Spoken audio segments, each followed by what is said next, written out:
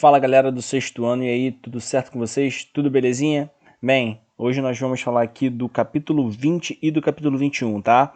São assuntos pequenos, são assuntos que dá pra nós abordarmos juntos, beleza? Bem, então abre aí o teu livro no capítulo 20 e vamos começar a nossa aula. A aulinha de hoje vai ser aí sobre camadas do planeta Terra, né? Camadas aí, estrutura do nosso planeta, beleza? Bem, eu já começo te falando o seguinte, cara. Nosso planeta, ele é dividido em níveis, né? Ele é dividido em camadas. Camadas mais externas, camadas intermediárias e camadas mais internas, como vocês podem ver aí na imagem, beleza? Camada mais externa é a crosta terrestre. A crosta terrestre, perdão, é a parte mais externa do nosso planeta. Nela é onde nós construímos, nós pisamos, né? Nós plantamos, onde tem rios, tem lagos, é a crosta terrestre. A crosta terrestre ela vai ser dividida aí em crosta oceânica e crosta continental. Professor, qual a diferença de um para o outro?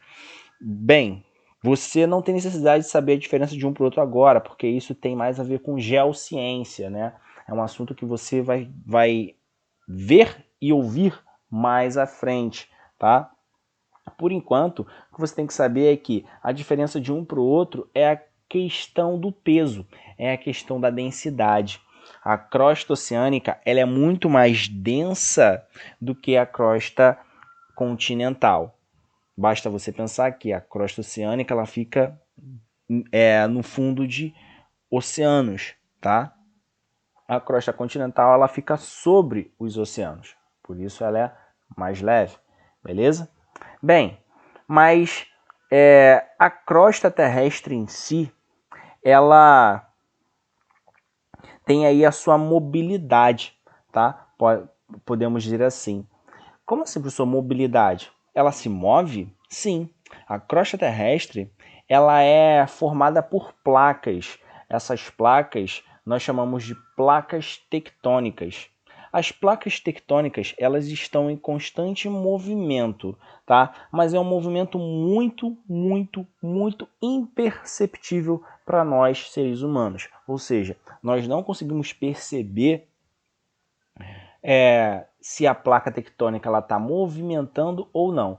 Claro, apenas com ferramentas tecnológicas, tá?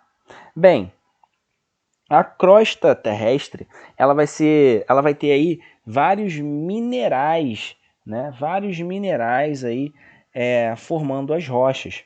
Mas o mineral com maior acúmulo na crosta terrestre, né? Com maior taxa que nós encontramos na crosta terrestre é o quartzo. Mas nós temos cálcio, nós temos magnésio, nós temos o potássio, nós temos o alumínio, nós temos o basalto, beleza? Que vai dar aí origem também à rocha chamada basalto e a várias outras, legal? Essa é a crosta terrestre. O que você tem que saber é que maior quantidade de mineral é o quartzo que vai ter na crosta terrestre. E é a parte mais externa do nosso planeta. É a camada mais externa. Agora, a camada intermediária, nós vamos ter os mantos, né? O manto é a camada intermediária entre a crosta e o núcleo, beleza? É a parte mais espessa que nós vamos ter no nosso planeta.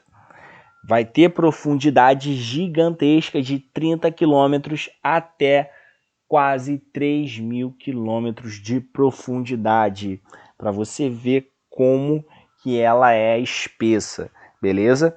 A profundidade dela vai de 30 quilômetros até 3.000 quilômetros abaixo da crosta, tá? Vai ter aí alguns minerais também que vão ser importantes nessa camada, como silicatos de ferro e de alumínio, beleza?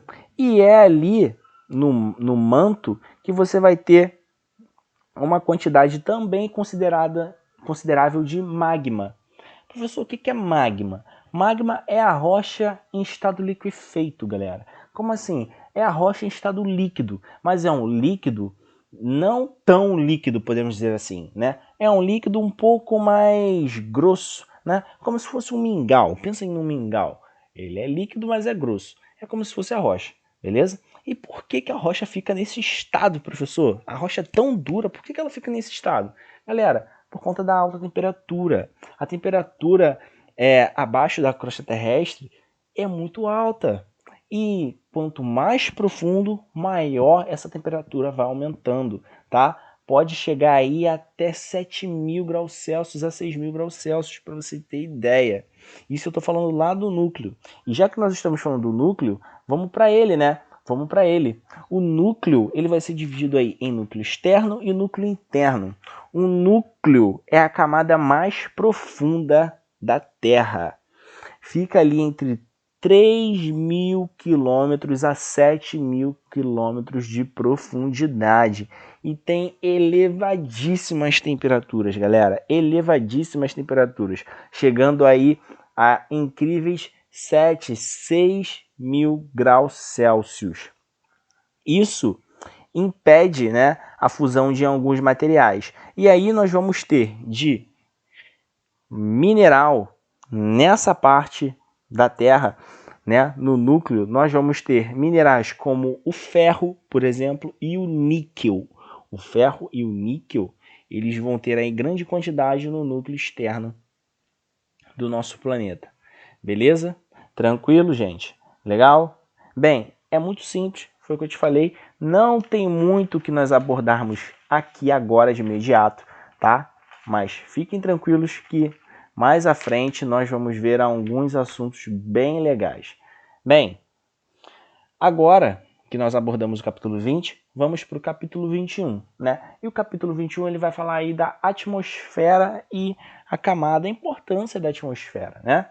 A importância da atmosfera para os seres vivos, a quantidade de alguns gases que nós temos na nossa atmosfera, beleza? E aí eu gostaria de fazer aqui uma brincadeira com você. Eu gostaria que você falasse qual gás em maior quantidade na nossa atmosfera, dada essas porcentagens aí. Qual o gás que você acha que tem 78% em todo o planeta?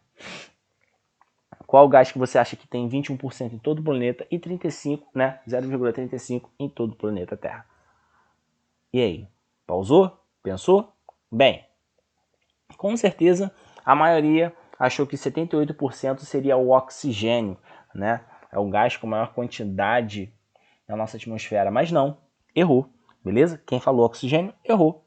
Por quê? O gás com maior quantidade na nossa atmosfera é o nitrogênio. Em segundo, é o oxigênio. E em terceiro, é o vapor d'água. Em quarto, o gás carbônico, tá? Mas aí o vapor d'água a gente coloca aqui junto com o gás carbônico, eles são porcentagens, são coisas bem pequenas aí de diferença. Então, nós basicamente falamos aí de nitrogênio, oxigênio e gás carbônico. Agora eu vou falar aí a importância de cada um deles para você saber, né? Por mais que seu livro não aborde isso, é bacana você saber a importância de cada um deles. Vamos lá. O nitrogênio. O nitrogênio vai ter uma importância gigante no ciclo do nitrogênio. Ué, professor, para que esse ciclo? Simples. As plantas necessitam de nitrogênio. Para que tenha nitrogênio no solo, é necessário ter o ciclo do nitrogênio, que nós vamos ver mais à frente. Fica tranquilo que você vai ter essa aula comigo, tá? Além de ser importante para as plantas, né, para os animais em si, o nitrogênio ele está no nosso material genético. Nós temos nitrogênio no nosso DNA e no nosso RNA. Beleza? Tranquilo? Agora, a importância do oxigênio é fácil. A importância do oxigênio, pô, fala sério, né? Respiração. Nós precisamos de oxigênio para respirar, né? Os seres vivos aeróbicos, ou seja, os seres vivos que necessitam, que só vivem se tiver oxigênio. A gente, beleza? E o oxigênio também é um componente muito importante no processo de combustão. Uma reação química que nós vamos também falar mais à frente. Fica tranquilo, acalma o coração. Isso aqui não era nem para estar abordando com vocês, mas eu tô só falando para que vocês tenham conhecimento, né? É bacana, é bacana. Já vai se preparando para o ano que vem, que nós vamos ver isso aí, beleza? Bem, vamos lá, meus lindos. Agora o próximo vai ser o gás carbônico, né? O gás carbônico tem a ver com a fotossíntese e o efeito estufa. Fotossíntese é importantíssima para as plantas, né? As plantas precisam se alimentar. Para que elas possam se alimentar, tem que ter fotossíntese. E o efeito estufa? O efeito estufa, galera, é um fenômeno natural. O efeito estufa, ele é bom para nós, tá? O efeito estufa é o que mantém a temperatura média da Terra. Legal, gente? Então, por favor, não confunda em falar que efeito estufa é ruim. Efeito estufa é por conta da poluição. Não tem nada a ver.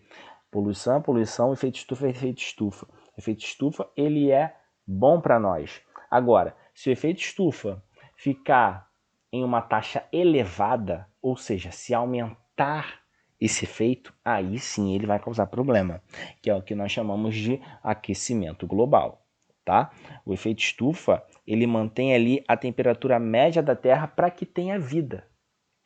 Se eu não me engano, aproximadamente ali 16 graus Celsius ou 15 graus Celsius é a temperatura média da Terra, tá? Se eu não me engano, beleza? Então, nós temos essa temperatura média graças ao efeito estufa.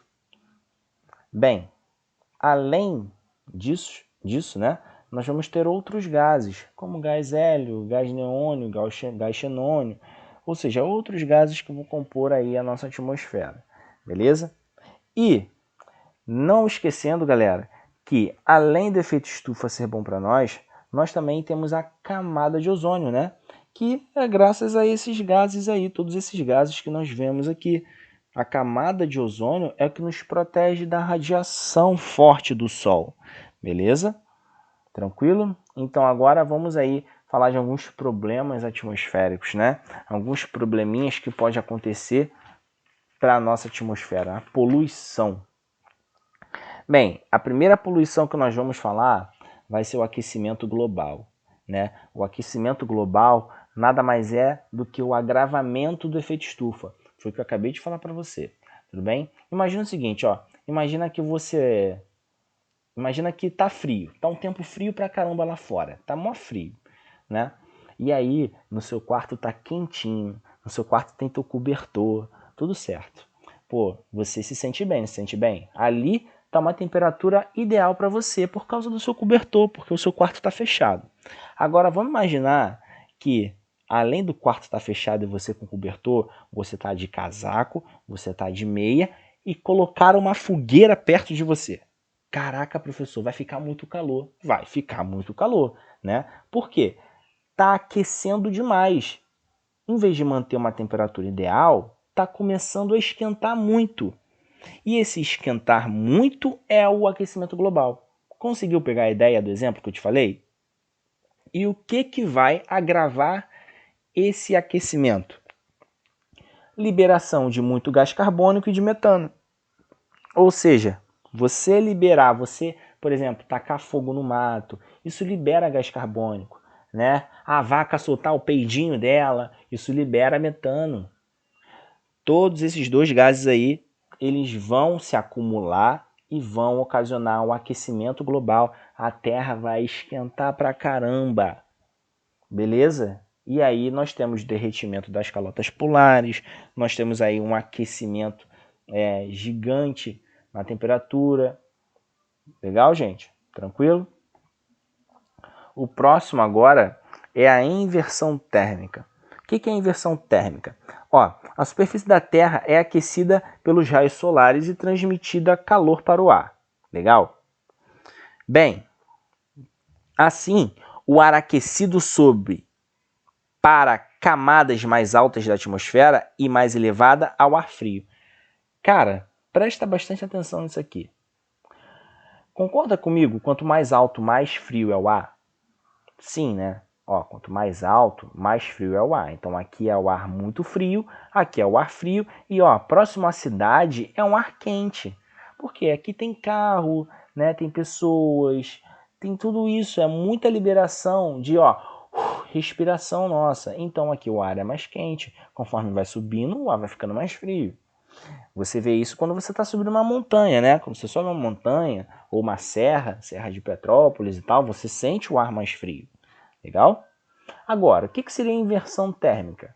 É quando você tem um ar frio, um ar quente no meio e o ar frio embaixo. Ué, professor, mas isso eu não vejo problema.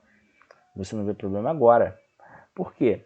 O ar quente ele é mais leve, então ele tende a subir. Quando ele sobe, ele não vai ficando mais frio? Ele fica mais frio.